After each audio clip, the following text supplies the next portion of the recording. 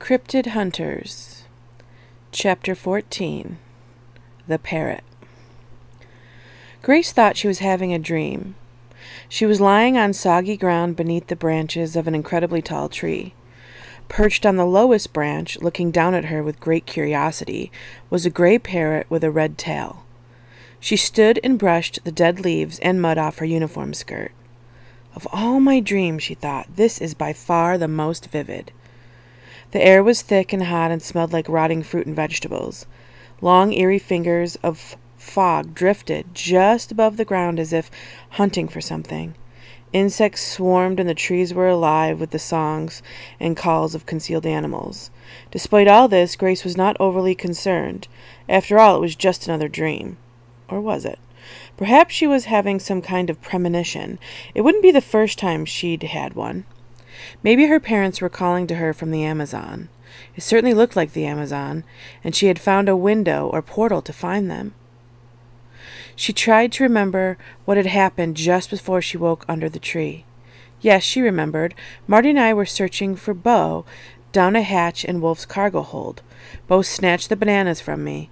I must have bumped my head because the back of it is a little sore, and so is my left arm. Marty will shake me awake in a moment, but I hope he waits until I have a chance to look around a little. The parrot fluttered to the ground and started picking through the leaves, then lunged for her shoelace with its black beak and began tugging on it. "That worm is attached to my foot, little bird," Grace said. The parrot stopped the hopeless tug of war, fixed its beady eyes on her, and let out a piercing shriek. Grace covered her ears. "That is very annoying." The parrot yanked on her shoelace again, and Grace took a step forward to stop it from tearing the lace off. The parrot continued pulling until Grace had taken several steps from where she had fallen. "All right, I give up," Grace said. "I'll follow you, but I hope you're leading me to my parents." Wolf relinquished the pilot's seat to the rested Phyllis Bishop. "We've made pretty good time." "The tailwind helped," Phyllis said. "Unfortunately, Dad and I will be fighting a headwind all the way up to Switzerland." She started the procedure for their initial descent into the Congo. "I'll go back and make sure Grace and Marty are buckled in." Wolf turned to leave the cockpit and nearly bumped into a panicked Laurel Lee. "They're gone!" she shouted. "Who's gone?" "Marty and Grace!" "Impossible!" Wolf said. "They must be hiding." Laurel shook her head. "I don't think so. Bo and PD are gone too." Marty staggered, tripped, and fell through the thick green tangle in an easterly direction, hoping to find his sister in one piece and to put as much distance between himself and the crocodile as he possibly could. After fighting his way for a quarter of a mile, the word "stop" floated into the surface of his addled brain. He sat down to catch his breath. PD jumped out of his pocket and started sniffing around. "Watch out for snakes," he warned her. "Real snakes." PD ignored him. "Fine." He turned his attention back to STOP, which was an acronym for Stop, Think, Observe, Plan, a concept taught to him in every survival course he had ever taken. Stop. He was already stopped except for his flailing arms swatting at the insects trying to eat him alive. Think. I have just fallen out of a jet at 18,000 feet, and I think I'm lucky to be alive. Observe. I'm in the middle of a treacherous jungle filled with vicious insects, hungry crocodiles, and a teacup poodle. He felt his head. "And I've lost my favorite baseball cap." Plan. I've got to find Grace. If she wakes up suddenly, she'll probably fall off the canister. If the fall doesn't kill her, something in the jungle will. He started trudging forward again and was nearly beheaded when the chain around his neck caught on a branch. The gizmo! It was buttoned in his shirt pocket. He turned it on and touched Grace's name with the stylus. The blue square was moving. She was either riding the canister, walking, or large carnivore was dragging her to its dank, smelly lair. He touched the Show All button. A world map appeared, peppered with dozens of colored squares, most of which Marty didn't recognize. Wolf seemed to have people, or at least tracking tags, all over the world, and he was happy to see that a number of them were flashing in Brazil, presumably people searching for his parents. Below the map was a zoom button. He touched it.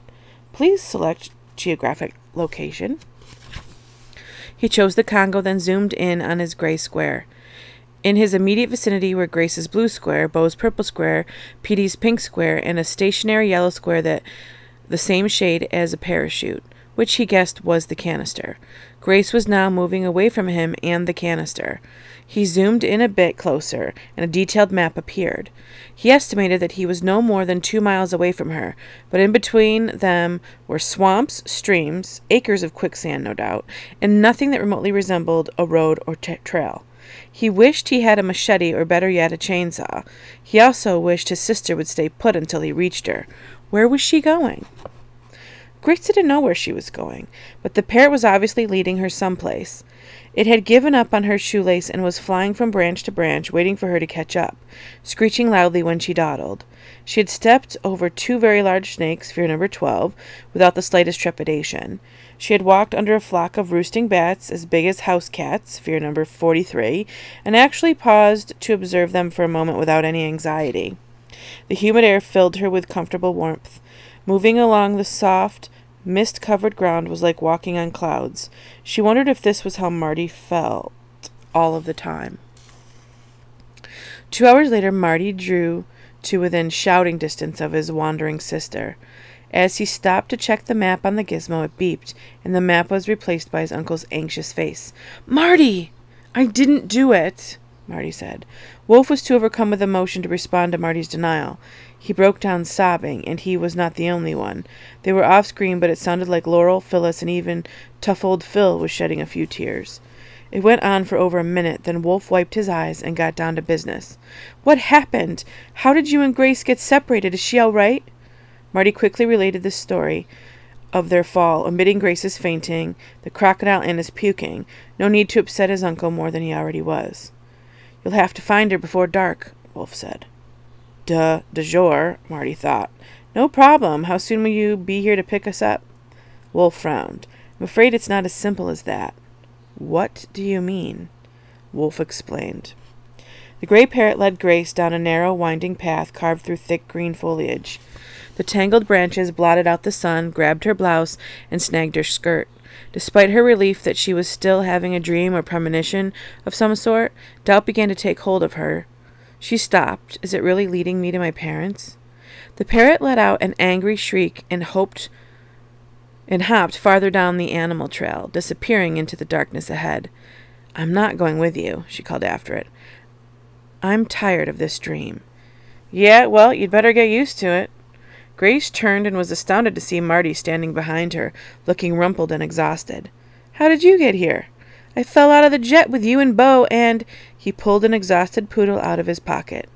Grace's mouth dropped open. "Did you just say we fell out of the jet?" Marty nodded. "Where are we?" "The Congo," Marty answered and stepped forward, fully expecting Grace to faint again, but she didn't. And this was not his only surprise. Aside from a few little tears in her uniform blouse, his sister looked remarkably well.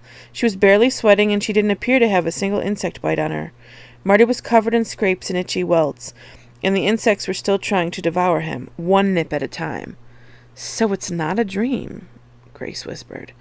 "I wish it was." Marty adjusted the straps of his father's backpack, which were digging into his shoulders.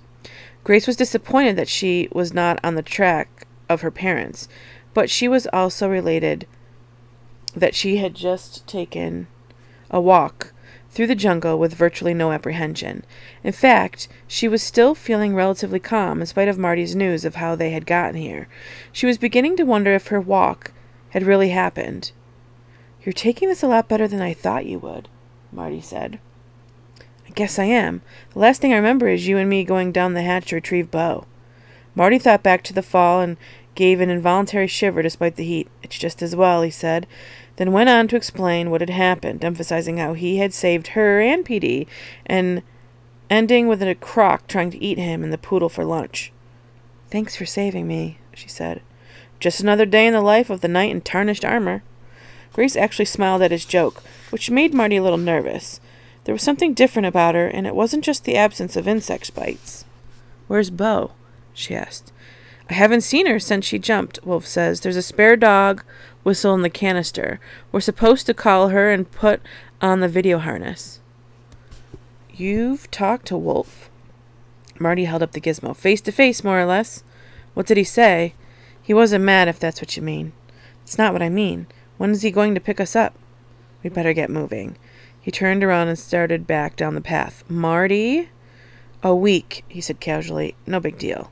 Grace ran to catch up with him. Like in 7 days? They can only take the Humvee as far as the Ubangi River, Marty answered. After that, they have to walk to Lake Tele. He's pretty sure they'll get there faster than a week, but he wants us to prepare for the worst. Can't they send someone to pick us up sooner? Grace asked. A rescue team? Marty sighed. I asked Wolf about that, and there's a little problem. He and Laurel are here illegally. We are too. He didn't have time to get a visa or permit to go to Lake Tele. That would have taken weeks, and he doesn't think he would have gotten one anyway. If the government finds us here, we'll be arrested and put in jail. I guess they're having some kind of a revolution. Revolution? Don't worry, it won't affect us out here. Grace was still having difficulty sorting out what was real and what wasn't. When you found me, did you see a parrot? Marty shook his head. It's about the size of a crow, but light gray with a red tail. I didn't see it. Why? I must be losing my mind, she thought.